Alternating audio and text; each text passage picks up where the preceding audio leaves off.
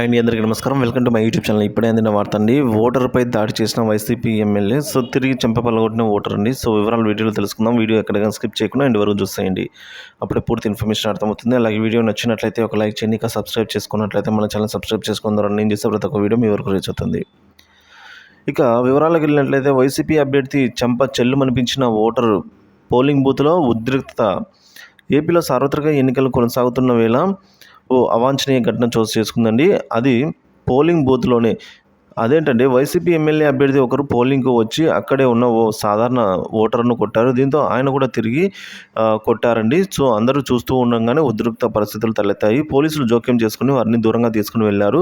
ఈ ఘటన తెనాలి అసెంబ్లీ నియోజకవర్గంలో అయితే చోటు చేసుకుందండి.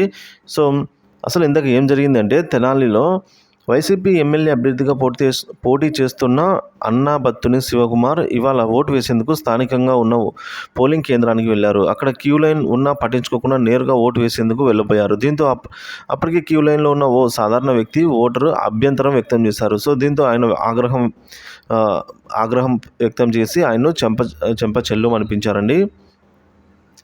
సాధారణ ఓటర్ని అయితే ఎమ్మెల్యే అభ్యర్థి కొట్టడం జరిగింది.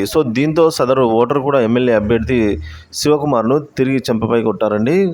వెంటనే ఈ విధంగా అయితే వాగ్వాదానికి దిగారు. ఈ నేపథ్యంలో ఉద్రిక్త పరిస్థితులు అయితే చోటు చేసుకున్నాయి. ఎమ్మెల్యేలను చెంపచెల్లు అనిపించిన సదరు ఓటర్పై తిరిగి ఎమ్మెల్యే అనుచరులు దాడికి దిగారు.